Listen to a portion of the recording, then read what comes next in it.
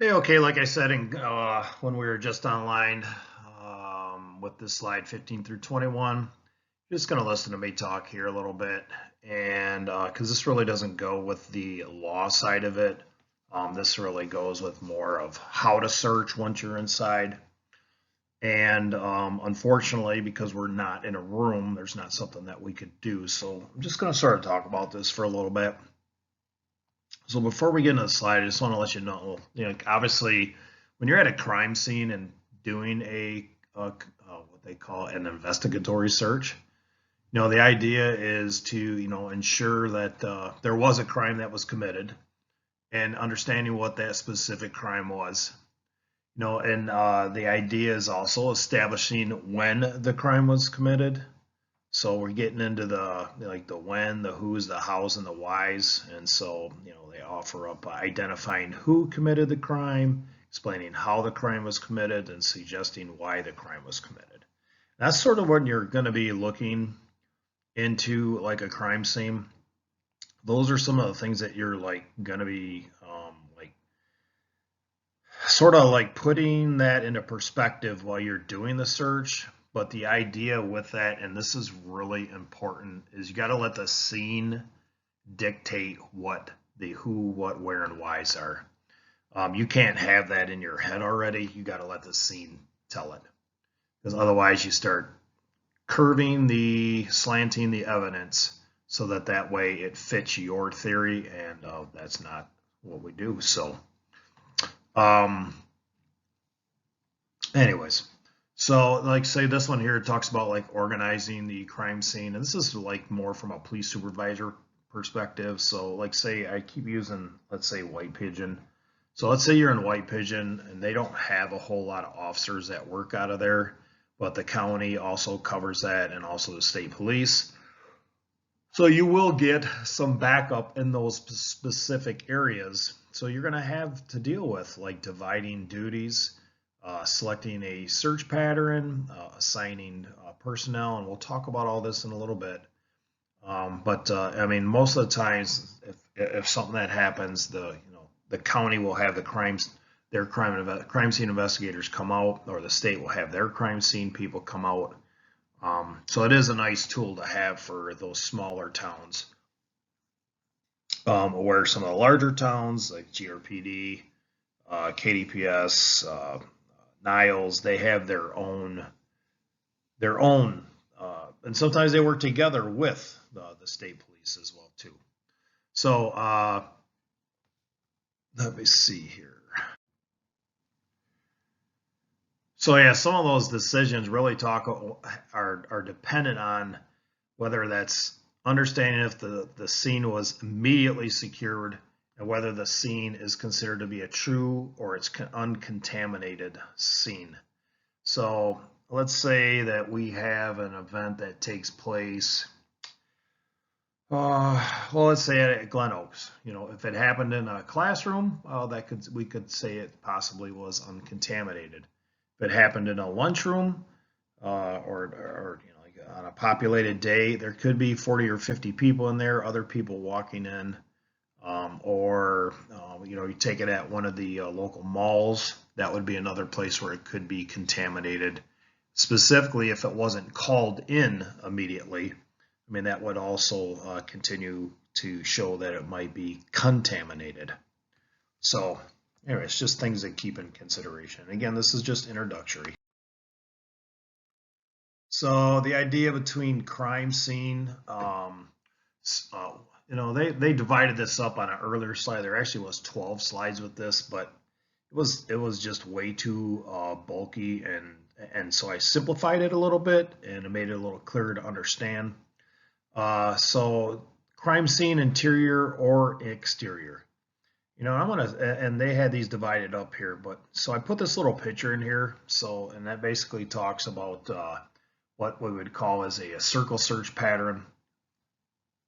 And you can see in there specifically, and you'll see another picture here in a little bit that talks about that, and that basically goes in a circle. I've always participated in a zone or sector search.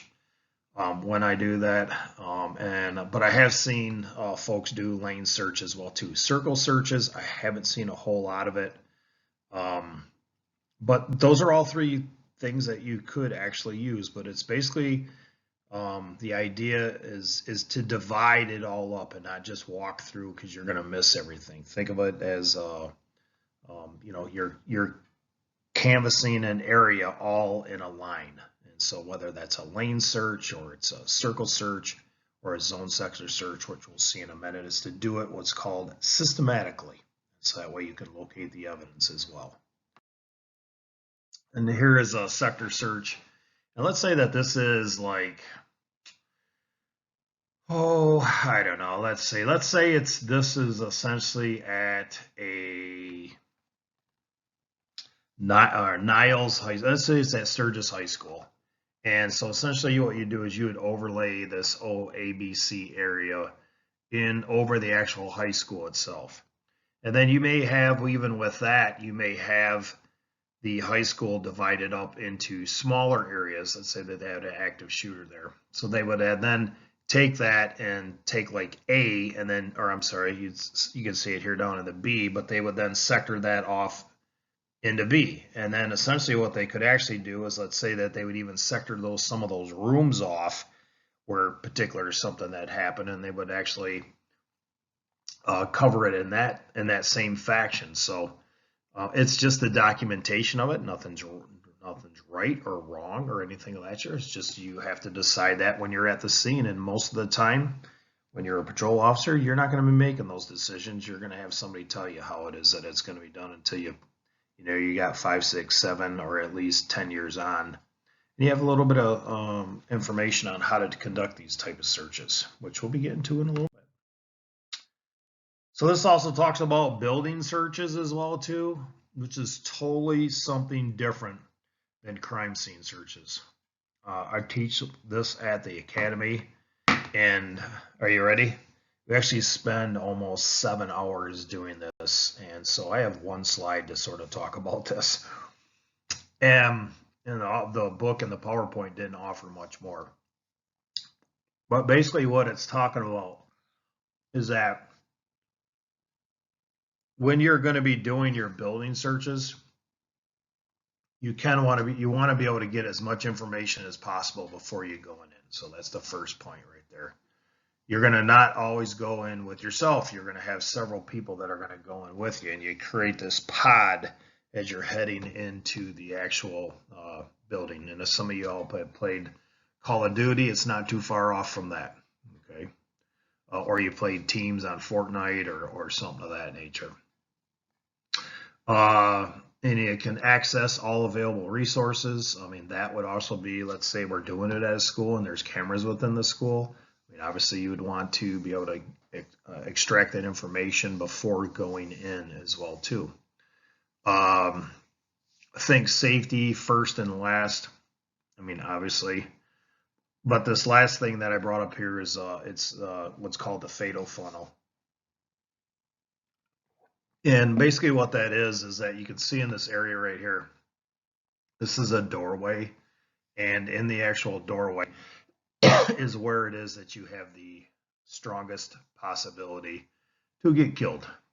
So the idea is that, see how these are sort of like in arrows? Well, that's what's called, and this is hard for me to talk about it right here, but essentially it's called pieing the door, P-I-E-I-N-G. Pieing the door. And what that means is like a piece of pie. You see how they're sort of pushed off in actual like pie sections, like if that was a big pie. And that's what you do. You pie the door. You go right, right, right, right, right, or left, left, left. And those are those conversations. And if somebody goes down and they get shot, well, you got the next person in is the person. Excuse me, I'm sorry. My dog is barking. Okay, now continuing on, the idea is just to make sure that the pieing is that you don't stay in the doorway, because that's where the light is, and you can see these other arrows as well too. But again, it's sort of hard for me to talk about it while we're doing here, I have some videos. I'd be more than happy to talk to you on. But this like literally the stuff that we're talking about in these these 6 slides. This is all stuff that you're going to learn at the academy, or when you get knocked down as well too with your when you get with your own PDs. So I just wanted to sort of push that out, is that fatal funnel. So trash or garbage can searches, what the H is that? And so this that what it is that California Greenwood basically says that if you put your trash out by the curb, you've abandoned it. Okay, so that means the police can grab it and they can search it. I have probably done almost 100 trash pulls myself. I don't even want to say 100, probably more than that. Because when you're working narcotics and sometimes you want to get inside a house, you are pulling trash to show that there's might be residual powder within that that people are making or cooking or stuff of that nature. Quite interesting. One of our district judges in Kalamazoo, who's still a district judge now, we used to have several judges that would allow you to gain information, not just on, but you'd be able to add probable cause to your search warrant if you found like marijuana stems in there, because I mean, who does whatever it is with their stems after they get done smoking? So they then, his basically philosophy was, if I found a banana peel, that doesn't mean that I'll find a banana inside. And so that's the same thing with marijuana stems. Well, the stems are what's disregarded, so that's what a banana peel is like. So that means that there's no sense that there might be marijuana inside. Now, I've done trash pulls for documents. I've done trash pulls for working high level fiscal cases. I mean, trash pulls, people throw all kinds of shit in there. Now, a couple things. I just want to throw this out there, and again, I tell you my successes, I tell you my failures. So 2 things that I think I want to push to you about trash pulls. Number 1 is that within the trash bag itself, you should be finding documentation from the person that you're attempting to locate. So you're going to be showing that that trash bag belongs to that person. As you see all with this trash right here, I mean, people put trash in all kinds of, they could just walk out and put it 3 dumpsters down if they want to, especially if you're doing something illegitimate. Why would you put it in your trash can? Myself, I actually use my neighbor's recycling quite frequently because we have an abundance while we're doing this remodeling. So I put it in over there. So just knowing those type of things, again, address labels, consumer power bills, stuff of that nature, they have to be located within the actual trash bag from where it is that you found your evidence at, to show that that trash bag was from that person and it wasn't from the person 3 doors down. Secondly, let's talk about like large dumpsters, right? So that would help that situation out as well too. But trash pulls are really tough to come by when you have a large dumpsters or like an apartment complex. I actually lost a case on a couple sheets of acid.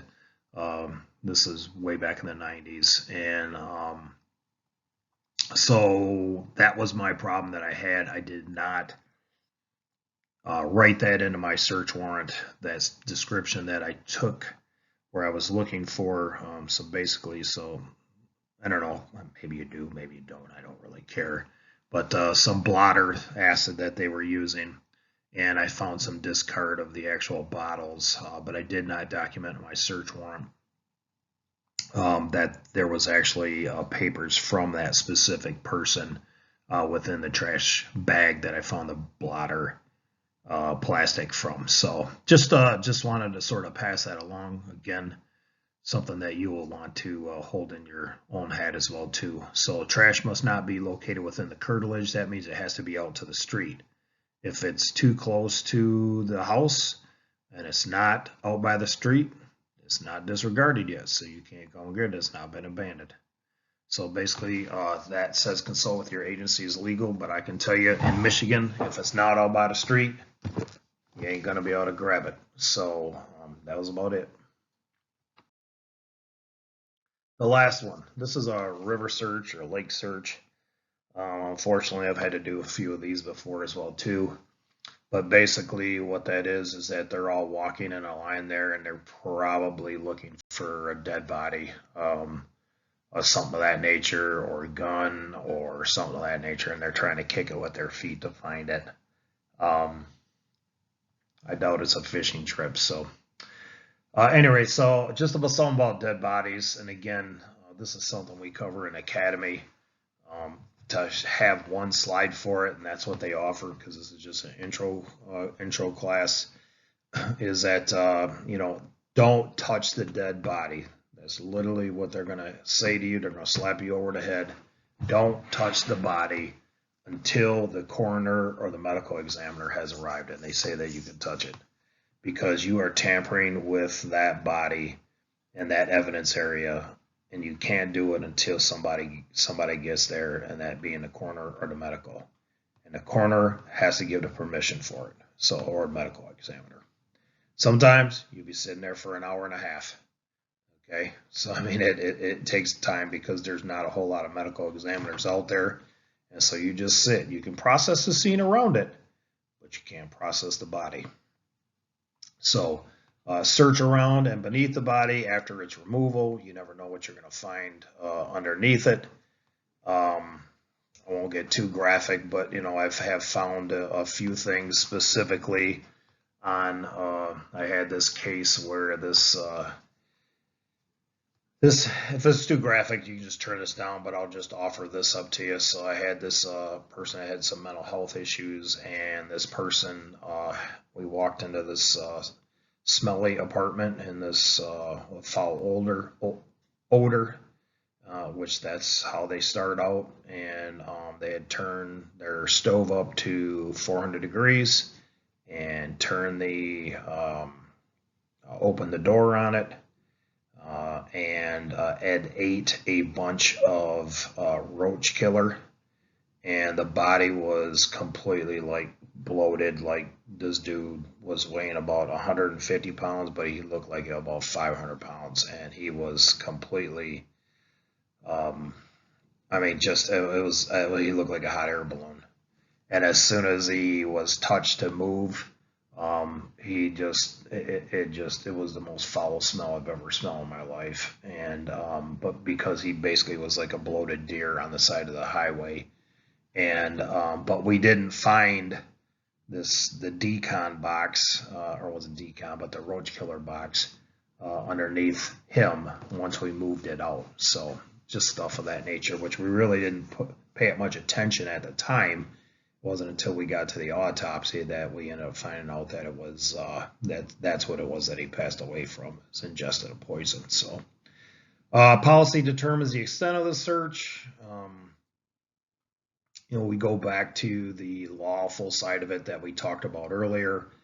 Normally, when there is a dead body in a house, if there is even a hint, and you have to treat all dead bodies like homicides, but if there is even a hint, you better draft a search warrant, especially if that's the only person that lives there, or if it has joint, because I mean the emergency is over. The person is dead. Okay, I hope you understand, and hope you were listening earlier. So what right do you essentially have to be in the house if you don't know that there's a crime there? Will the evidence be destroyed? So again, you have time enough to go get a search warrant, you probably should go get the search warrant. So search systematically and completely.